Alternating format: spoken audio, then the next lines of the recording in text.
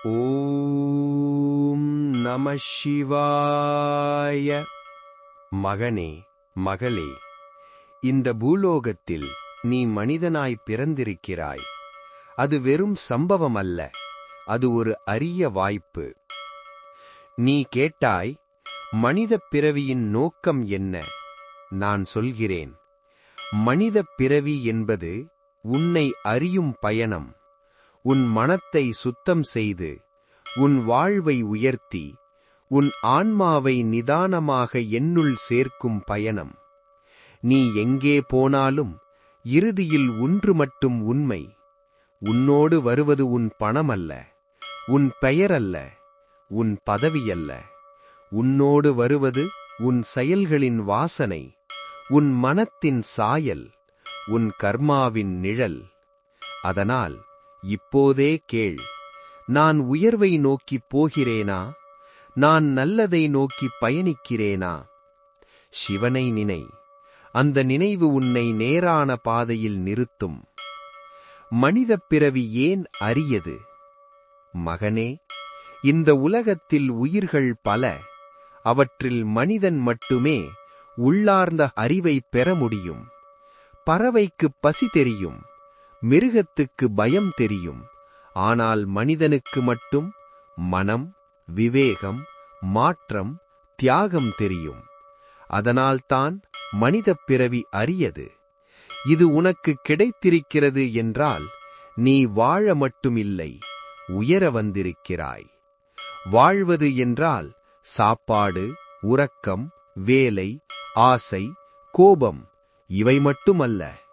உயர்வது என்றால் தானம், தர்மம், பொறுமை, அன்பு, கருணை, நிதானம், சத்தியம் இவற்றை வாழ்க்கையாக்குவது. வாழ்க்கையின் நோக்கம் மனச்சுத்தி. நீ என் குழந்தை, நான் உன்னை ஒரு விஷயம் தெளிவாக சொல்லுகிறேன். மனித வாழ்க்கையின் முதல் நோக்கம் மனச்சுத்தி. மனம் சுத்தமாக இல்லையென்றால் அறிவு இருக்கும், அமைதி இருக்காது. பணம் இருக்கும், திருப்தி இருக்காது. மக்கள் இருக்கும், மனம் தனியாகவே இருக்கும். மனச்சுத்தி என்றால் என்ன? கோபம் வந்தாலும் கட்டுப்படுத்துவது, ஆசை இருந்தாலும் அளவு வைத்திருப்பது, பொறாமை வந்தாலும் அதை கவனித்து விடுவது, பிறரை காயப்படுத்தாமல் பேசுவது, உண்மையை பிடித்து நிற்பது. இதுதான் மனச்சுத்தியின் வழி. நீ செய்ய வேண்டியது தானம், தர்மம், அன்பு. நல்லதை நோக்கி பயணிக்க வேண்டும் என்றால் நீ 3 விளக்குகளை ஏற்ற வேண்டும். 1. தானம். தானம் என்பது பணம் மட்டுமல்ல. நல்ல வார்த்தை தானம், உதவி தானம், நேரம் தானம், அறிவு தானம், ஆறுதல் தானம் இவையெல்லாம் மிகப்பெரிய தானங்கள். உன்னிடம் அதிகம் இல்லை என்றாலும் பரவாயில்லை. உன்னிடம் இருக்கும் கருணையைக் கொடு. அதுதான் நான் விரும்பும் தானம். 2. தர்மம். தர்மம் என்றால் உன் கடமையை நேர்மையாக செய்வது, அடுத்தவன் உரிமையை பறிக்காமல் வாழ்வது, உன் குடும்பத்தை காப்பது, உன் வேலைக்கு உண்மை வைப்பது, உன் சொல்லை காப்பது. 3. அன்பு. அன்பு இல்லாமல் பக்தி இல்லை. அன்பு இல்லாமல் யோகமில்லை. அன்பு இல்லாமல் மனச்சாந்தி இல்லை. அன்பு என்றால் எல்லாரும் உன்னை பாராட்ட வேண்டும் என்பதல்ல. அன்பு என்றால் உன் மனத்தில் யாரிடமும் பகையில்லாமல் வைத்திருப்பது. பொறுமை, நிதானம், கருணை வாழ்க்கையின் கவசம். மகனே, பொறுமை என்பது பலவீனமல்ல. பொறுமை என்பது உள்ளத்தின் ராஜ்யம். நிதானமில்லாத வாழ்க்கை காற்றில் எரியப்பட்ட தூசி போல் அலைகிறது. கருணை இல்லாத வாழ்க்கை வறண்ட நிலம் போல் காய்ந்து விடுகிறது. நீ ஒரு உயர்ந்த மனிதனாக வேண்டுமென்றால் கோபத்தில் முடிவெடுக்காதே, அவசரத்தில் வார்த்தை விடாதே, வெறுப்பில் உறவை அறுக்காதே, துக்கத்தில் வாழ்க்கையை மறுக்காதே. நிதானம் கற்றுக்கொள். உன் மனம் ஒரு நதி போல் ஓடட்டும், ஆனால் கரைவிட்டு வழியாதிருக்கட்டும். நீ செய்யக்கூடாதது, நாக்கின் பாவம், மனத்தின் விஷம். நீ கேட்டாய், என்ன செய்யக்கூடாது? நான் மிக முக்கியமானதை சொல்லுகிறேன். 1. பின்பேச்சு, கிசுகிசு, மற்றவரை கெடுப்பது. மற்றவர்களை எடுத்துக் கூறி இன்னொருவரிடம் பேசுவது, அது நரகத்தின் தளத்தில் விதை போடுவது. அது முதலில் உன் மனத்தையே அழுக்காக்கும், பிறகு உன் வாழ்க்கையையே சிக்கலில் போடும். உன் நாக்கு ஒரு தீப்பண்டம். அதை கட்டுப்படுத்தினால் உன் வாழ்க்கை ஒளிரும்.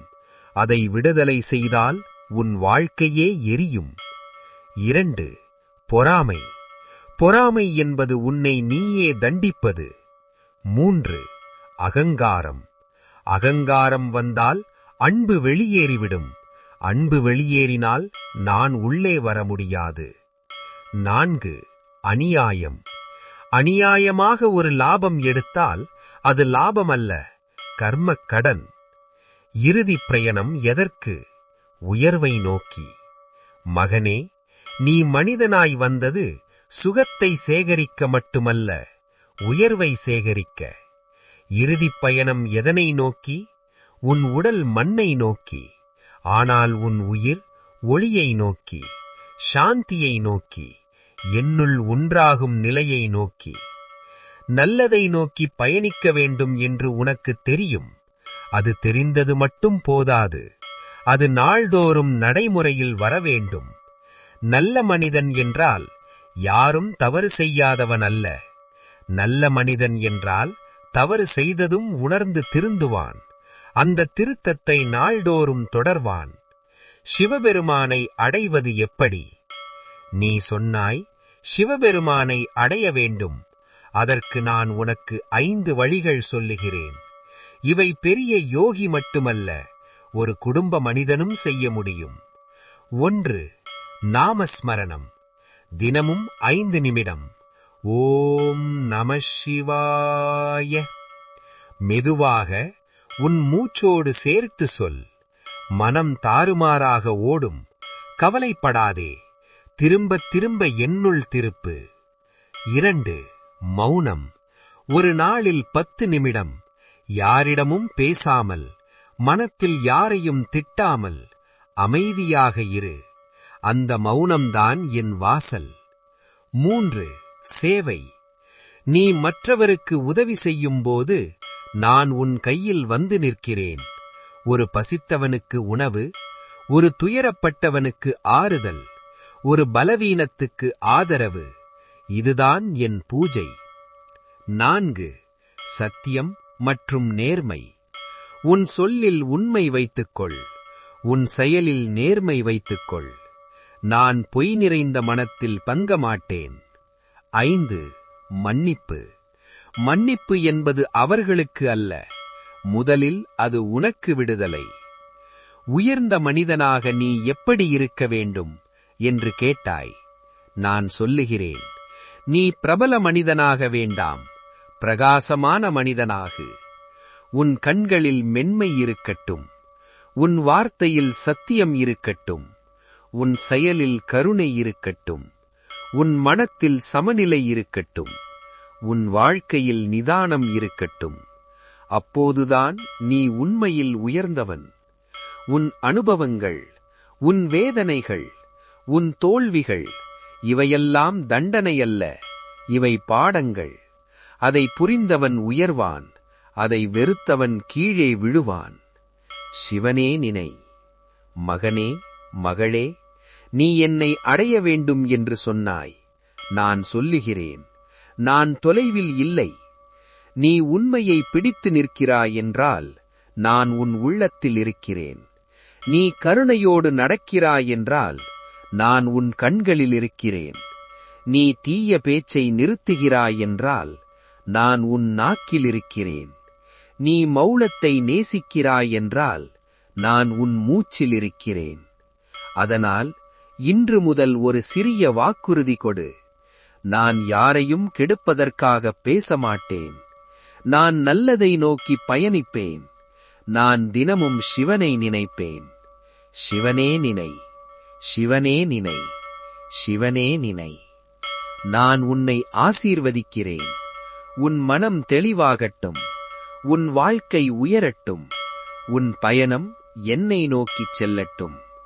ஓம் நம சிவாய.